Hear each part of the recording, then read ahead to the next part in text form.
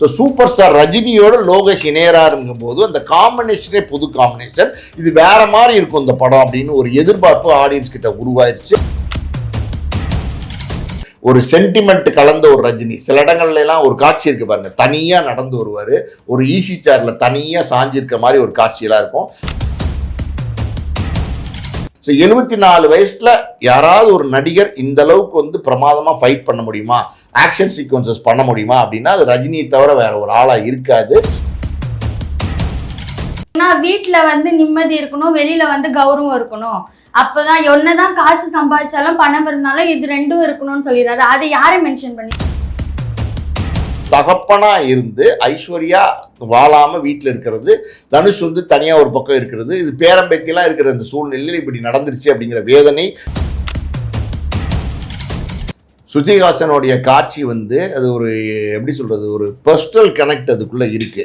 அவங்க வந்து ரஜினி கிட்ட ஒரு டயலாக் பேசுவாங்க. என்ன பேசுவாங்க அப்படின்னா, அதாவது உங்களுக்கு ஃப்ரெண்டு எனக்கு அப்பா.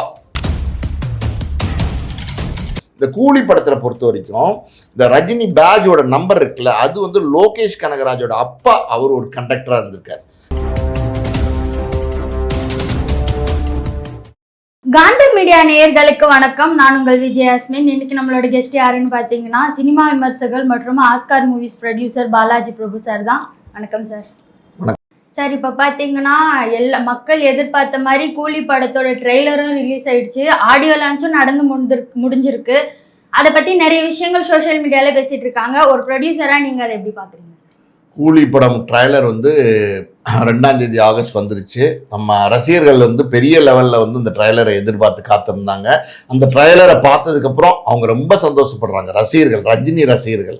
காரணம் என்னென்னா, அதாவது வந்து இந்த படம் ஒரு மாஸ் படமாக இருக்குமா அப்படின்னு எதிர்பார்க்குறாங்க ரசிகர்கள். இந்த படத்துக்கு வந்து ஒரு பெரிய எதிர்பார்ப்பு வந்து உருவாயிருக்குது. காரணம் என்னென்னா, லோகேஷ் கனகராஜ் அவர் வந்து இன்னைக்கு வந்து ஒரு ஸ்டார் இயக்குனராக இருக்கார். அவர் வந்து எப்படி சொல்கிறது, விஜயோட கமலோட இன்னும் பல பெரிய பிரபலங்களோட வந்து சேர்ந்து படங்கள் பண்ணி அந்த படங்களை மிகப்பெரிய வெற்றி படமாக மாற்றி காட்டியிருக்காரு. ஸோ அந்த வகையில் பார்த்தீங்கன்னா ரஜினி தான் இன்னைக்கு தமிழ் இண்டஸ்ட்ரியோட super star. So super star ரஜினியோட லோகேஷ் இணையறாருங்கும் போது அந்த காம்பினேஷனே புது காம்பினேஷன், இது வேற மாதிரி இருக்கும் இந்த படம் அப்படின்னு ஒரு எதிர்பார்ப்பு ஆடியன்ஸ் கிட்ட உருவாயிருச்சு. இந்த இடத்துல நீங்கள் வந்து ரொம்ப முக்கியமாக பார்க்க வேண்டிய விஷயம் என்னன்னா, இந்த காம்பினேஷன் வந்து பெரிய சக்சஸ்ஃபுல் காம்பினேஷனாக ஆரம்பத்துலேருந்தே பார்க்கப்படுது. ஒன்று சூப்பர் ஸ்டார் ரஜினி, இன்னொன்று லோகேஷ், இன்னொன்று அனிருத். அதுக்கப்புறம் பார்த்தீங்கன்னா பெரிய மாஸ் ப்ரொடக்ஷன் கம்பெனி யார், சன் பிக்சர்ஸ். ஸோ இவங்கெல்லாம் சேர்ந்து எடுக்கிற இந்த படம் மிகப்பெரிய வெற்றி படமாக வரும் அப்படிங்கிற ஒரு எதிர்பார்ப்பு வந்து ஆட்டோமேட்டிக்காகவே ரசிகர்கள்ட்ட உருவாயிருச்சு. அந்த இடத்துல நீங்கள் ஒரு விஷயம், அது என்ன அப்படின்னா, ஒவ்வொரு ஆளாக வந்து இந்த படத்தில் இருக்காங்கன்னு காட்டுறாங்க. ஏன்னா அமீர் கான் இருக்காரு, நாகார்ஜுனா இருக்காரு, உபேந்திரா இருக்காரு, ஷோபின் இருக்காரு, சத்யராஜ் இருக்காரு, ஸ்ருதிஹாசன் இருக்காங்க. ஸோ பெரிய நட்சத்திர பட்டாளமே இருக்கு. நம்ம தமிழ் சினிமா மட்டும் இல்லை, அதாவது பாலிவுட், தெலுங்கு, கன்னடா, மலையாளம் எல்லா லாங்குவேஜோட முக்கியமாக இருக்கிற நடிகர்கள் கொண்டு வந்து இந்த படத்தில் நடித்து வச்சிருக்காங்க. ஸோ இந்த படம் எப்படி இருக்கும் அப்படிங்கிற ஒரு எதிர்பார்ப்பு ரசிகர்கள்ட்ட இன்னமும் இருந்துகிட்டு இருக்கு. ஸோ இந்த ஆடியோ லான்ச் அது நடக்கிற அன்னைக்கு பார்த்தீங்கன்னா ட்ரைலர் 7 மணிக்கு வெளியிட்டு இருந்தாங்க, ஆகஸ்ட் 2. அந்த ட்ரைலரை பார்த்தோன்னா ரொம்ப சந்தோஷப்பட்டிருக்காங்க. காரணம் என்னன்னா, ரஜினிக்கு என்ன இம்பார்ட்டன்ஸ் கொடுக்கணுமோ அந்த இம்பார்ட்டன்ஸ் வந்து கொடுத்துருக்காங்க.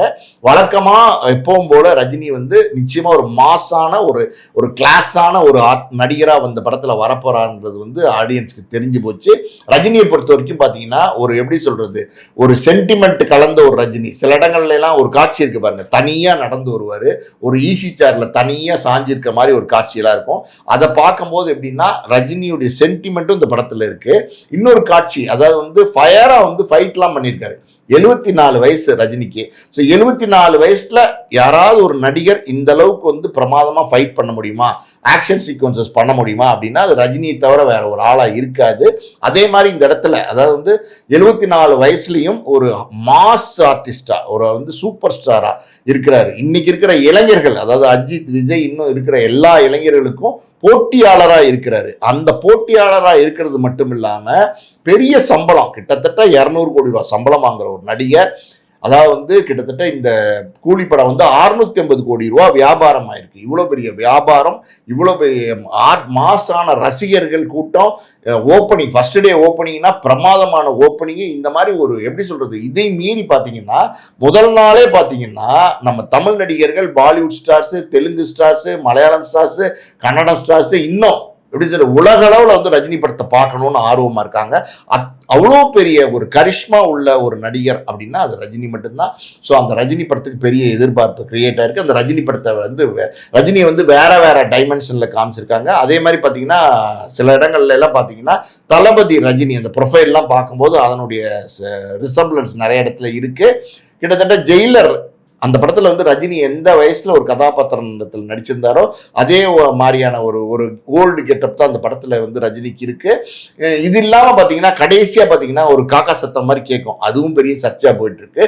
அந்த இடத்துல ரஜினி பாத்தீங்கன்னா அப்படின்னு காமெடி பண்ணிட்டு போவாரு. ஸோ வழக்கமா பண்ற விண்டேஜ் ரஜினி, காமெடி பண்ற ரஜினி, அதுவும் அந்த ரஜினி இந்த படத்துல இருக்காரு. ஸோ இது இல்லாம நாகார்ஜுனாக்கு, அமீர் கானுக்கு, அப்புறம் உபேந்திராக்கு, ஷோபின்க்கு, சத்யராஜுக்கு எல்லாருக்குமே அவங்களுக்கு இருக்க வேண்டிய இம்பார்ட்டன்ஸ் வந்து படத்துல கொடுத்துருக்காங்க. ஸோ மொத்தத்துல ட்ரைலரை பார்த்த ரஜினி ரசிகர்கள் பெரிய லெவல்ல கொண்டாடுறாங்க. சார் அதே போல ரஜினி சாரும் ஒரு வகையில விஜயை ட்ரோல் பண்றாரு. ஏன்னா ஆடியோ லான்ச்ல சொன்ன மாதிரி சிலது கேள்விப்பட்டிருந்தோம். என்னன்னு பாத்தீங்கன்னா வீட்டுல வந்து நிம்மதி இருக்கணும், வெளியில வந்து கௌரவம் இருக்கணும், அப்பதான் என்னதான் காசு சம்பாதிச்சாலும் பணம் இருந்தாலும் இது ரெண்டும் இருக்கணும்னு சொல்லிடுறாரு. அதை யாரையும் மென்ஷன் பண்ணி சொல்லியிருக்காரு சார்? அது யாரையும் மென்ஷன் பண்ணிலாம் ரஜினி சார் சொல்லல. ரஜினி சார் அவருடைய வேதனைகளை வந்து வெளிப்படுத்தியிருக்காரு. பல வருடங்களா வந்து ரஜினி சார் சூப்பர் ஸ்டாரா இருக்காரு. வந்து கலாநிதி மாறனே சொல்லியிருக்காரு, அவர் ரஜினி ஃபோன் பண்ணா ஒரு எப்படி சொல்றது, ஒரு முதலமைச்சர் எடுப்பாரு, ஒரு பிரைம் மினிஸ்டர் எடுப்பாரு, அந்த அளவுக்கு செல்வாக்கா இருக்காரு. உண்மையும் அதுதான். அப்படி இருக்கிற ஒரு நடிகர் அவர் வீட்டில் நிம்மதி இல்லை அப்படிங்கிறது வந்து ஏதோ ஒன்று அந்த மாதிரியான ஒரு விஷயத்த வந்து மேடையில் வந்து சொல்லியிருக்காரு. அதுக்கு காரணம் என்ன அப்படின்னா, சோசியல் மீடியாவில் பேசப்படுற காரணம் என்ன அப்படின்னா, அதாவது வந்து ஐஸ்வர்யாவும் நம்ம தனுஷும் பிரிஞ்சிருக்காங்க இல்லையா, அதை மீன் பண்ணி தான் அவர் சொல்றாரு. அதாவது ஒரு தகப்பனா இருந்து ஐஸ்வர்யா வாழாம வீட்டில் இருக்கிறது, தனுஷ் வந்து தனியா ஒரு பக்கம் இருக்கிறது, இது பேரம்பேத்திலாம் இருக்கிற இந்த சூழ்நிலையில் இப்படி நடந்துருச்சு அப்படிங்கிற வேதனை அதை அவர் வெளிப்படுத்தியிருக்காரு அப்படின்னு தான் நினைக்கிறேன். இது இல்லாம பாத்தீங்கன்னா இந்த மாதிரி இந்த மாதிரி அதாவது வந்து எவ்வளவு பணம் காசு இருந்தாலும் வீட்டில் நிம்மதி இல்லாமல் போச்சுன்னா ஒன்றும் பண்ண முடியாது அப்படிங்கிறது வந்து பல மேடைகளில் ரஜினி வந்து சமீபத்தில் பேசிட்டு வராரு. அவர் வீட்டுக்குள்ள ஏதாவது கசப்பான சம்பவங்கள் ஏதோ ஒன்று இருக்கலாம், இது வந்து நம்ம அனுமானம் தான், அதை மனசுல வச்சுட்டு பேசுறாரா அப்படின்னு தெரியல. மற்றபடி அதை வந்து யாரையும் தாக்கி எல்லாம் பேசல. ஆனா சோசியல் மீடியால அதையுமே பார்த்தீங்கன்னா விஜயோட கம்பேர் பண்ணுறாங்க. என்ன கம்பேர் பண்ணுறாங்கன்னா, விஜய் அவர் இன்னைக்கு வந்து ரொம்ப வெளிப்படையாகவே எல்லாரும் சொல்கிறாங்க, எல்லாரும் பேசுகிறாங்க, அவருடைய மனைவி குழந்தைகளோட இல்லை. விஜயோடைய பையனே பார்த்தீங்கன்னா வேற எங்கேயோ வந்து அண்ணா நகர் தாண்டி திருமங்கலத்தில் ஒரு ஃப்ளாட் எடுத்து தங்கியிருக்காரு அப்படின்னு தான் சொல்கிறாங்க. விஜயோடைய பையன் ஜெய்சன் சந்திக்கும் விஜய்க்கும் வந்து தொடர்பு இல்லை, பெருசாக பேச்சுவார்த்தை இல்லை அப்படிங்கிறாங்க. இதெல்லாம் அவங்களுடைய குடும்ப விஷயம், தனிப்பட்ட விஷயம். எது எப்படி இருந்தாலும் பார்த்தீங்கன்னா ஒரு பணம் புகழ் காசு இருந்தால் கூட நிம்மதி வீட்டில் இல்லைங்கிறத வந்து ரஜினி தன்னை சொன்னாரா இல்ல தன்னை சொல்லிட்டு விஜயையும் அட்டாக் பண்ணி பேசினாரா அப்படின்னு தெரியல. ஆனா சோசியல் மீடியால பல விதமான விவாதங்கள் தொடர்ந்து போயிட்டே இருக்கு சார். அதே போல ஏற்கனவே கூலி படம் ஒரு கேங்ஸ்டர் மூவி மாதிரி வரும் அப்படின்ற மாதிரி நிறைய பேச்சு போயிட்டு இருந்தாலும், இன்னொரு பக்கம் பார்த்தீங்கன்னா இது ஒரு டைம் டிராவல் படம் மாதிரி இருக்கும். ஏன்னா ட்ரைலரில் கூட நிறைய சீன் வாட்ச் வச்ச மாதிரி, அந்த டைட்டிலில் கூட அப்படிதான் இருக்கு. அப்படிதான் வருமா? இல்லை, இது டைம் டிராவல் படமா வந்து இது வந்து எல்சியூ லோகேஷ் சினிமாட்டிக் யூனிவர்சல் படமா அப்படி இப்படிங்கிறதெல்லாம் வந்து இது வரைக்கும் எதுவுமே ட்ரைலரில் வெளிப்படுத்தாத அளவுக்கு தான் வந்து லோகேஷ் வந்து அந்த ட்ரைலரை கட் பண்ணியிருக்காரு. அதாவது வந்து மொத்தமாகவே பார்த்தீங்கன்னா ஹார்பர் பேக் ட்ராப்பில் நடக்கிற விஷயங்களை மட்டுமே அந்த ட்ரைலரில் காமிச்சிருக்காரு. இது இல்லாமல் படத்துக்குள்ள வேற இன்ட்ரெஸ்டிங்காக ஏதோ ஒன்று இருக்குது அப்படிங்கிறது தான் வந்து ட்ரைலரை பார்க்கும்போது தெரியுது. ஒரு டயலாக் கூட பேசுவாங்க, என்ன சொல்லுவாங்கன்னா, இந்த கேங் இதை மட்டும் பண்ணல, உள்ளுக்குள்ள என்னமோ ஒன்று இருக்கு, உள்ளுக்குள்ள என்னமோ பண்றாங்க அப்படின்னு ஒரு டயலாக் சொல்லியிருப்பாரு. ஸோ அந்த உள்ளுக்குள்ள என்ன பண்றாங்க அப்படிங்கிறது தான் ஒரு கீயா வந்து இந்த ட்ரைலர்ல வந்து லோகேஷ் பயன்படுத்தியிருக்காரு. அது வேற என்னமோ ஒன்று நடக்க போகுது. இது வெறும் வந்து ஒரு ஹார்பர்ல ஒரு கூலி, அவங்களுக்குள்ள ஒரு சண்டை, ஒரு தங்க கடத்தல், ஒரு ட்ரக் மாஃபியா இப்படி இருக்க போறது இல்லை. இதையும் தாண்டி வேற ஏதோ ஒரு புது விஷயத்தை வந்து நிச்சயமா லோகேஷ் இதுல சொல்லியிருப்பாரு. அது சொல்லியிருப்பாருங்கிற எதிர்பார்ப்பு வந்து ரசிகர்கள்ட்ட இருக்கு சார். அதே போல கூலி படம் வந்து எல்சியூல சேருமான்றது மக்களுக்கு ஒரு டவுட்டாவே இருந்துச்சு. அதுக்கு லோகேஷும் விளக்கம் கொடுத்திருந்தாரு எல்சியூல சேராதுன்னு. ஆனா ட்ரைலரை பார்க்கும்போது அது வந்து ஆர்சியூ மாதிரி, ரஜினி யூனிவர்ஸ் மாதிரி மாத்த போறாருன்ற மாதிரி ஒரு தகவல் வந்து ஸ்ப்ரெட் ஆயிடுச்சு, அது உண்மையா? ரஜினி யூனிவர்ஸ்ன்னு மாத்துறது இல்லைம்மா. ரஜினி இன்னைக்கு வந்து சூப்பர் ஸ்டார். நம்ம ஆல்ரெடி பேசின மாதிரி ரஜினி வந்து ஒரு மாசான நடிகர். ரஜினி கிட்டத்தட்ட பார்த்தீங்கன்னா எத்தனையோ அதாவது நூற்றுக்கணக்கான படங்கள் நடிச்சிருக்காரு. எத்தனையோ படங்களில் எத்தனையோ விதமான பாடல்கள் நடிச்சிருக்காரு. ஹிட் பாடல்களில் நடிச்சிருக்காரு. அதே மாதிரி எத்தனையோ வந்து ஒரு சண்டை காட்சிகள் நடிச்சிருக்காரு. தளபதி மாதிரி படத்தில் நடித்த ரஜினியை வந்து இன்னைக்கு வரைக்கும் கொண்டாடிட்டு இருக்காங்க. ஸோ பாஷாவோட ரஜினி வந்து வேற ஒரு ஃபயராக இருக்கும். ஸோ இது அதாவது ரஜினி சம்பந்தப்பட்ட சில படங்கள் ஆல்ரெடி வெற்றி அடைஞ்ச படங்கள்ல இருக்கிற ஒரு சில நல்ல காட்சிகள், அதாவது வந்து இந்த படத்துல வந்து லோகேஷ் வந்து அதை நினைவுபடுத்துற மாதிரி, அதாவது ஒரு ரெஃபரன்ஸா வந்து பயன்படுத்தி இருக்கிறார் அப்படின்னு தான் ஒரு தகவல் இருக்கு. முழுக்க முழுக்க பாத்தீங்கன்னா ரஜினி வந்து கொண்டாடுற படமா தான் இருக்கும். அதுல இது ஒண்ணுமே அதுல சந்தேகமே கிடையாது.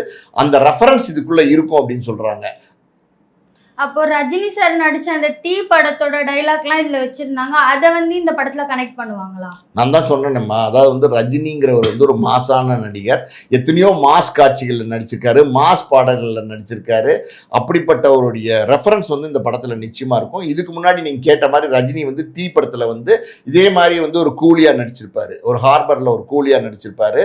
ஸோ அந்த படமே பார்த்தீங்கன்னா வேற மாதிரி இருக்கும். அந்த படமே ரொம்ப ஃபயரா இருக்கும். அந்த காலத்துல கிட்டத்தட்ட 40 வருடங்களுக்கு முன்னாடி வந்த அந்த படமே மிகப்பெரிய வெற்றி படமா இருக்கும். ரஜினி கேரியர்லே ஒரு நல்ல படமா இருந்துச்சு. ஸோ அப்படி நடித்த ரஜினி கிட்டத்தட்ட 40 வருடங்கள் கடந்து இன்னைக்கு வந்து கூலி படத்தில் வந்து மறுபடியும் அதே மாதிரி ஒரு ஹார்பர் பேக்ட்ராப்ல ஒரு கூலியா நடிச்சிருக்காரு. ஒரு சுவாரஸ்யமான விஷயம் இங்கே சொல்றாங்க. 2 விஷயம் இருக்கு. ஒன்று வந்து எப்படின்னா, அந்த படத்துல முதல் தீ படத்துல நடிக்கும் போது 786ன்னு ஒரு பேட்ஜ் ஒன்று, கூலி பேட்ஜ் இருக்கு இல்லையா, அந்த பேட்ஜ் ஒன்று வந்து இருக்கும். அது வந்து ஒரு அங்க ஒருத்தர் கொடுத்துருப்பாரு அவருக்கு, ஒரு முஸ்லீம் கேரக்டர், அங்க அநேகமா நம்பியான்னு நினைக்கிறேன், அவர் கொடுத்துருப்பாரு. அந்த இந்த பேட்ஜை எப்பவுமே உங்ககிட்ட வச்சுக்கோ, இதை விட்டுறாத அப்படின்னு சொல்லியிருப்பாரு அந்த படத்துப்படி. அந்த பேட்ஜ் வந்து பாத்தீங்கன்னா ஒரு சண்டையில வந்து பிஞ்சிரும். பிஞ்சு கீழே விழுந்தோம்னா ரஜினி டக்குன்னு பார்ப்பாரு, என்ன பண்ணுவாரு, அதை எடுத்து பேக்கெட்ல வச்சுப்பார். பேக்கெட்ல வச்சுட்டு சண்டை போடுவாரு. கரெக்டாக பார்த்தீங்கன்னா வில்லன் வந்து கரெக்டாக நேராக அடிப்பான். கரெக்டாக கன் எடுத்து ஒரு ஷூட் பண்ணுவான், எங்கே நெஞ்சை பார்த்து அடிப்பான். அப்போ அந்த தோட்டா வந்து இந்த பேட்ஜ் இருக்குல்ல, அது இரும்பில் தானே செய்யப்பட்டது, செம்புலியோ இரும்புலியோ, அதனால் அதில் வந்து அடித்து பவுன்ஸ் ஆகி போயிடும் மறுபடியும். ஸோ அந்த காட்சியெல்லாம் அன்னைக்கு வந்து கிளாப் பண்ணி ரசித்தாங்க. இந்த கூலி படத்தில் பொறுத்த வரைக்கும் இந்த ரஜினி பேட்ஜோட நம்பர் இருக்குல்ல, அது வந்து லோகேஷ் கனகராஜோட அப்பா அவர் ஒரு கண்டக்டராக இருந்திருக்கார். ரஜினி ஆரம்ப காலத்தில் ஒரு கண்டக்டராக இருந்தாருங்கிறது எல்லாருக்குமே தெரியும். அந்த லோகேஷ் கனகராஜ் அப்பா கண்டக்டராக இருக்கும்போது ஒரு நம்பர் இருந்துச்சு இல்லையா, அந்த நம்பர் தான் இந்த கூலி பேட்ஜில் வந்து பயன்படுத்தி இருக்கிறதா சொல்கிறாங்க. ஸோ அப்படி இருக்கும்போது லோகேஷ் வந்து இந்த கனெக்டை எப்படியோ வந்து கொண்டு வரார். பொதுவாக பார்த்தீங்கன்னா எல்சியூ பண்ணுவார், இந்த படத்தில் அது பண்ண முடியலைன்னாலும் ஏதோ ஒரு பர்சனல் கனெக்ட் இதுக்குள்ளே கொண்டு வந்திருக்காரு. ஸோ மொத்தத்தில் இந்த படம் வந்து நிச்சயமாக ஒரு வெற்றி படமாக இருக்கும். சார், அதே போல் இந்த படத்தில் வந்து ஃபுல்லாக கேங்ஸ்டர் படம்ன்றதுனால ஆண்களையே மையமாக வச்சுருந்த இடத்துல ஸ்ருதி ஹாசனை கொண்டு வந்து வச்சுருக்காங்க. அதை பற்றி அவங்களும் நிறைய இடத்துல சொல்லியிருக்காங்க. அதை பற்றி நீங்கள் சொல்லுங்கள் சார். ஸ்ருதி ஹாசனுடைய காட்சி வந்து அது ஒரு எப்படி சொல்கிறது, ஒரு பர்சனல் கனெக்ட் அதுக்குள்ளே இருக்குது. அவங்க வந்து ரஜினி கிட்ட ஒரு டயலாக் பேசுவாங்க. என்ன பேசுவாங்க அப்படின்னா, அதாவது உங்களுக்கு ஃப்ரெண்டு எனக்கு அப்பா அப்படின்னு சொல்லுவாங்க. அப்போ ரஜினி உடனே கவுண்டர் கொடுப்பாரு, உனக்கு அப்பா எனக்கு வந்து நண்பன் அப்படின்வார். நண்பன்கிற வார்த்தையில ஒரு அழுத்தம் இருக்கும். இது வந்து இந்த படத்துல அந்த ட்ரைலரை பார்க்கும்போது என்ன தோணுதுன்னா, ஸ்ருதிஹாசன் ஒருவேளை சத்யராஜுடைய மகளா இருக்கக்கூடும்.